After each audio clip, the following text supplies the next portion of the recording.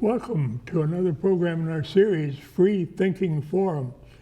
I'm Bill Weir, the producer and host, and I'm delighted to have with me today my friend Rob Eller-Isaacs. Well, thank you, Bill. Glad to be here.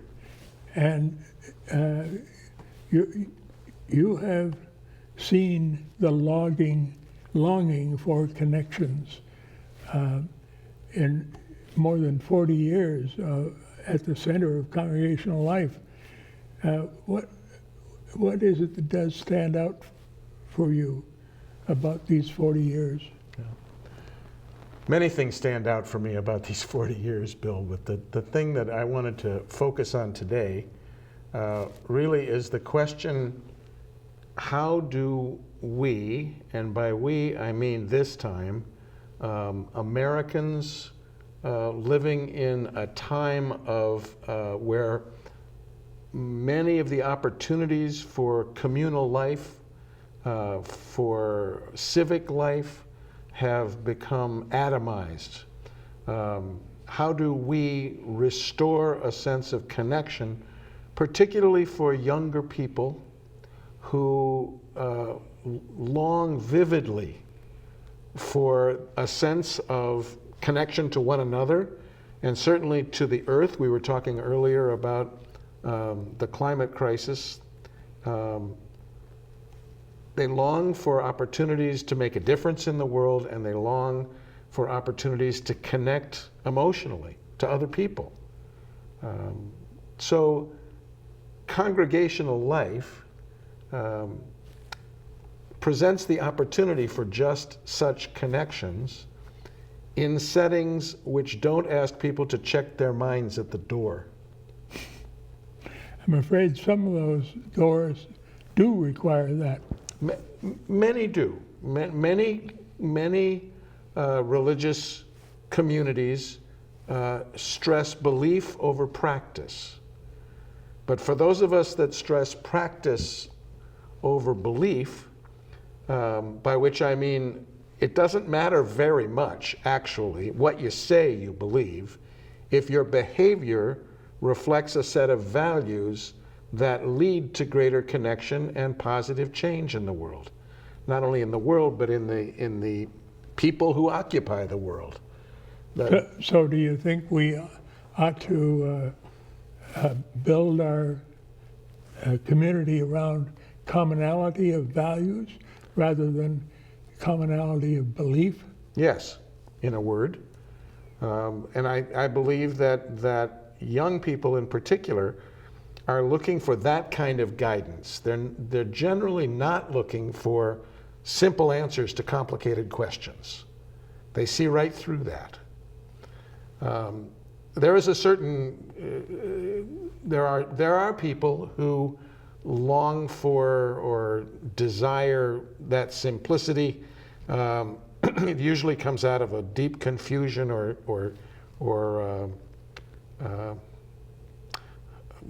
a family obligation, a sense that, well, my grandfather and my great-grandfather and my great-grandmother all were part of this community, and so I'm willing to be part of it even though I don't believe what it teaches. That seems dangerous to me. It can be dangerous if you take the teachings, if you eventually take the teachings seriously. The problem is that large numbers of people support institutions that go in directions that they would not normally support. But because they have that familial connection, they support it anyway. I mean, many people I know who are part of creedal traditions that have decided beliefs that they ask people to recite those beliefs without analyzing the implications of what they're saying, and then talk about it as a great poem that many people know and that binds us together. But it doesn't really matter if it sends most of the world to hell, because nobody really believes that. But then some of us don't think that's okay. Go ahead.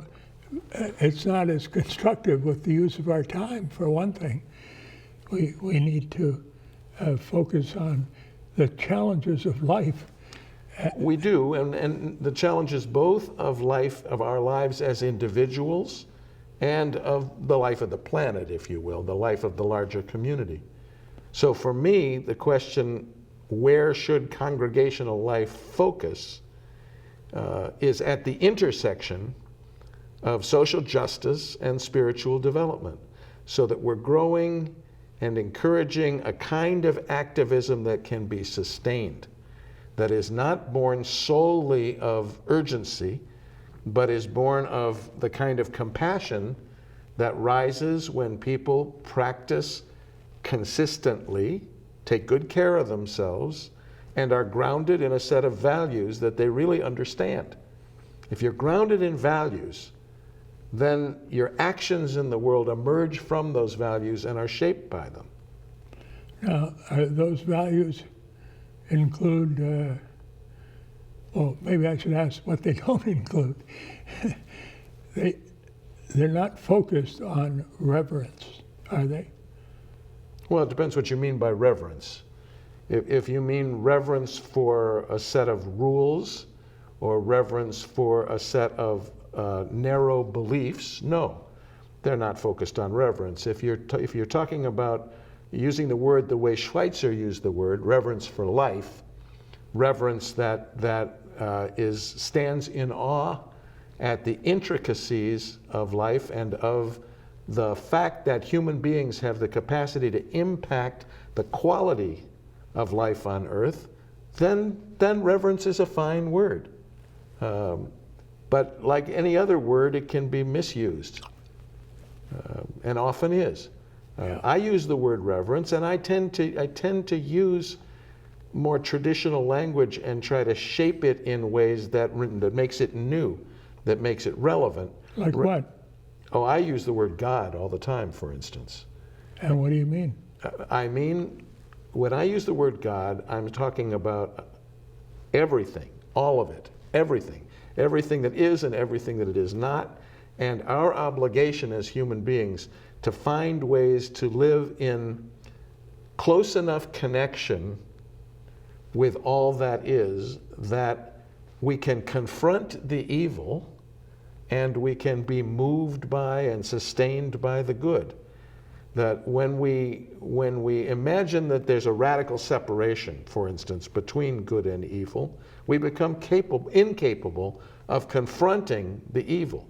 We cast it outside of ourselves in ways that makes us incapable of being effective agents of confrontation. That's quite an insight. Well, I hope more people learn it. Well, I appreciate that. It's so easy to fall into the pattern. So easy to fall into the pattern of imagining that we are somehow better than those people who do those terrible things. And there, but for the grace of God, go all of us. That we begin with I think we begin with the understanding that human beings are capable of great love and of great beauty and of great horror, and that we need to be vigilant to stay connected to the beauty and to stay vigilant lest we fall into complicity with the evil. The second we believe we're not capable of it, it ushers it in. I think some people seem to have fallen into isolation when they get estranged. Many public health practitioners consider isolation as a significant threat to the public. Oh, it is. So what suggestions have you by which to address this crisis? Well, I've given my life to building congregations where people can emerge from isolation and make genuine connections with one another. The social structure of the Western world leads toward isolation, leads toward a kind of atomization. Mm-hmm. But to to be atomic without being molecular is a terrible, terrible error. An atom doesn't stand alone. But human beings are increasingly finding themselves alone or in very, very small pods of friends and others. And as fascinating and addictive as screens, as social media can be, it will never be a substitute for face-to-face, genuine, embodied connection. So, I know that people find connection in lots of different places, but I think that there is a tragic lack of a sense of village, particularly in large cities.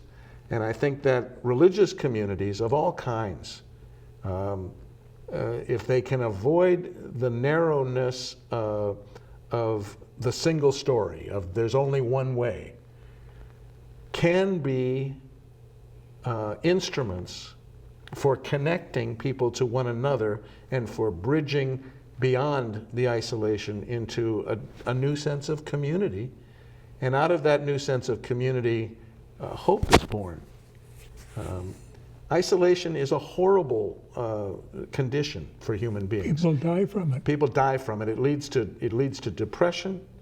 It leads to all kinds of addictions where we're trying to fill the emptiness of isolation with all kinds of things that are just plain not good for us. Yeah. What do you say to those who doubt the truth of most, if not all, religious claims? Basically, what I say is that most religious claims have to do with belief, that they are creedal in nature, i.e., a group of people sat down somewhere or over many centuries have evolved a set of answers to a set of questions. Those answers are patently false. I'm sorry, they're wrong.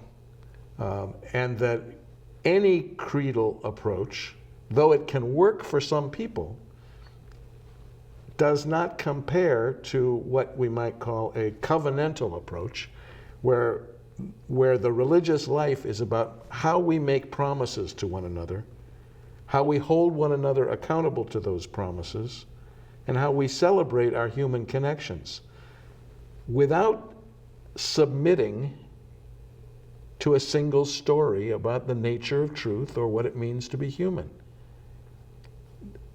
What it means to be human for me is that we're always in search of new truth, that we're always engaged in a kind of a constant revelation. And the traditions that shut revelation down at some particular point and say, this is the canon, there is no more to be learned, truncate human possibility. They make human creativity far less effective. And we need to find ways to make creativity be to hold creativity at the center of our lives and to approach the creative process as inherently inclusive. The more difference, both of opinion and of identity, we can engage in that creative crucible, the more likely it is that new truth and new health and a sense of peace and justice and possibility will emerge. The more narrowly we define the who is part of the conversation, the less likely it is that that conversation will be effective. Yeah, I started out to be a physicist, and I found right away I had to set aside the doctrine of the Methodist Church that I was then a member of, and open my mind to new truth, searching for it, validating it, and I couldn't do that with the creed. Yeah, I'm aware in my vehemence to address the question of creed that I am painting with too broad a brush, by which I mean there are people, many people, who are nurtured by creedal traditions and still have open minds. It's just for one reason or another, I'm not able to do that. And I'm not sure it's generally healthy. And I think that You're not sure what is generally healthy. to claim belief as a way to foster a sense of connection and community, while knowing full well that the belief you're claiming is either entirely mysterious or false. Now, what I'm getting at now, Bill, though, is that how dangerous it is for those of us that deny the validity of ancient religion, of old truths, to fall into our own fundamentalisms and to to treat people who believe such things as less than human, because they're part of the conversation too, and there is creativity in creedal religion, and it's very popular these days among religious liberals to bash the Roman Catholic Church. The Roman Catholic Church has 1 billion members. Many, many, many of them are wonderful people. Many are thoughtful people. And the fact that the institution has become increasingly misguided, to put it mildly, and has fallen into patterns which on a smaller scale are common in every institutional life. They have to do with patriarchy. They have to do with a kind of emotional blindness that causes people to do things they shouldn't do. And I don't want to cast aspersion. I mean, the Roman Catholic situation is extremely hierarchical and extremely patriarchal. Yeah. And those traditions tend to have a more difficult time, or to be more abusive, is to put it mildly. That said, it's not unusual for like abuses to take place even within my own Unitarian Universalist tradition. And the question is, how do we establish genuine accountability? How do we intervene and stop bad behavior? It's the same question writ large in the Roman Church. This is not exactly where I wanted to go, but here we are. My concern today really is for young adults in particular, but for people in general who find themselves unwilling to take the risk of connecting with religious communities because they have images in their minds of what a religious community is. That it's a group of people who are socially constrained, overly formal in most situations, or are engaged in pretending that they believe things they don't believe. And that hypocrisy is very hard on relationships with other people.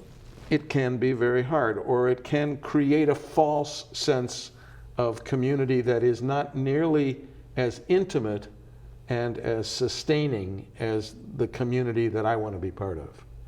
Yeah. It's not that, for instance, conservative evangelicals don't find a sense of connection or a sense of community in their religious lives. That they do. I'm convinced they do. And there is a quality of agency and openness and new possibility and creativity that I find lacking in traditional fundamentalist communities. And so I serve a very different tradition. Yeah, and a lot of people are assuming there is no such thing. That's right. So part of why I said yes to your invitation was to be among those who are letting folks know that there is a tradition, and it's not just Unitarian Universalism.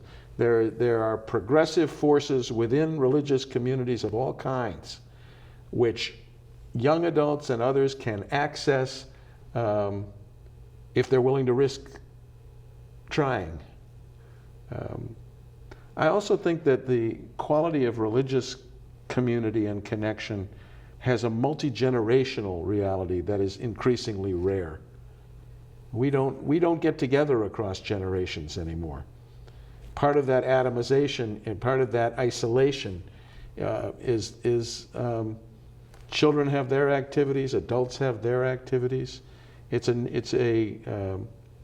insidious quality of segregation that religious communities can bridge. Well, wait a minute. Are you saying that we shouldn't group children together on a Sunday morning or whatever, except in I think that common age group? No. I think that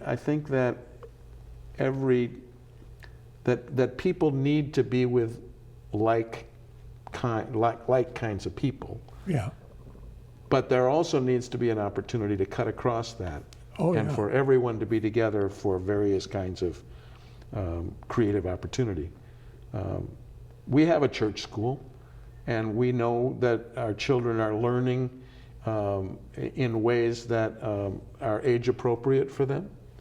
And yet when we get together as one community, there's a different quality of connection that's really important, and it's part of that village in the city that I'm trying to point toward. Mm-hmm. And I see that not only in our own tradition, but in progressive Islam and certainly in Judaism, progressive Judaism. There are marvelous opportunities out there, and I just hate to see people cut themselves off from those opportunities because of the story they're telling themselves about what religion is. Yeah. I've been invited to supper with humanistic Jews. Mm-hmm. That was really fun. Yeah, I'll bet. And meaningful. Good. And I've seen Buddhists that seem to be close in values Mm-hmm. to me and my friends. Sure. But I think maybe it's harder with Christianity because of its reputation for laying down the beliefs in by some council somewhere that still dominates. I think it's important, Bill, to make a distinction between Christianity and Christendom. Christendom is Christianity yoked to power, yoked to political power. It goes back to the 3rd century and to Constantinople, back to Constantine and Nicaea, and Christianity being yoked to empire. Yeah. But that's not Christianity. That's Christendom. Christianity can be a very progressive and very inclusive tradition, and I wish I knew more Christians. Yeah. And I wish more people who practice Christianity were less engaged in Christendom and more engaged in the ministry of Jesus. Yeah.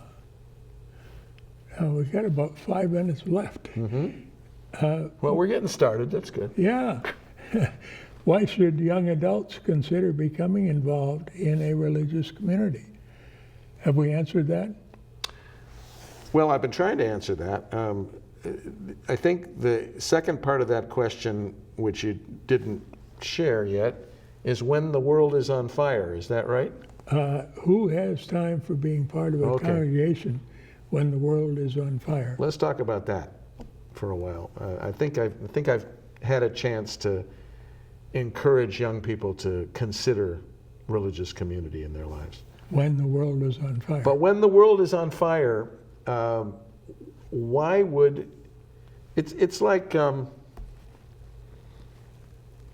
controversial piece of this is really the way it's framed usually is I won't have children.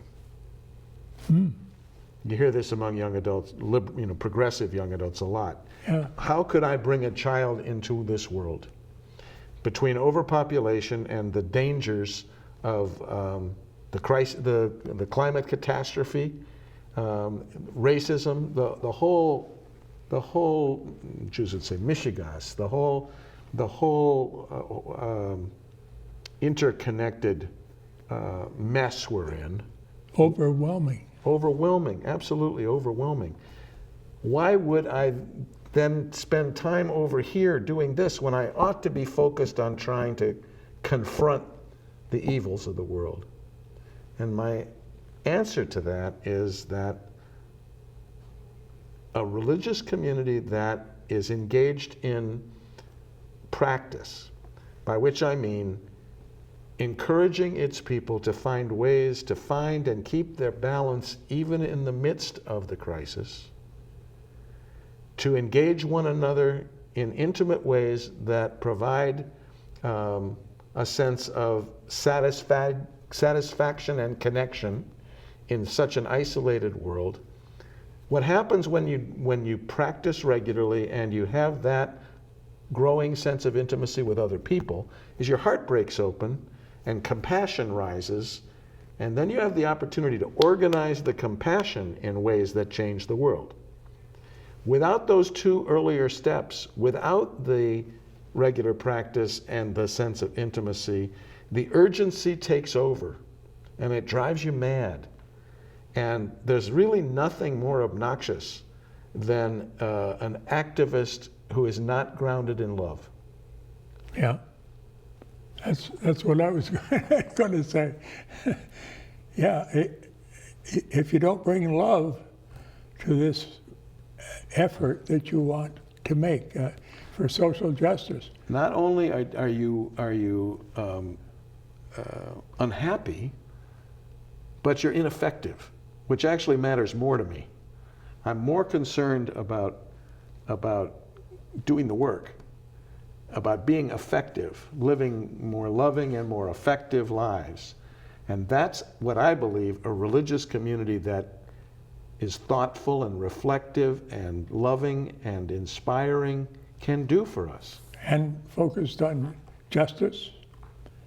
Absolutely. You can't separate these two things. Love and justice. You can't separate love and justice. You can't separate the need that human beings, the real need that human beings have for spiritual development, by which I mean a growing sense of connection to one another and to nature and to the world. You can't separate that growing sense of connection from the need to commit to and be an effective instrument toward social justice. Cornel West says, justice is the work of love and community. And it is. That sounds right. I think so. And I'm troubled by many people not recognizing the power they have to build love and justice in our world. That to me is another symptom of isolation. Yeah. That when people live lives of what did Thoreau say, quiet desperation, mm-hmm. they lose track of their own agency, their own sense of influence, their own ability to move the world toward greater justice. Rob, this has been a really great interview of you. I'm so glad. I've thrown in a few things now and then, but mm-hmm. you've got a lot of wisdom to share. Well, thank you, Bill. Thanks for having me here. And thank you for tuning in.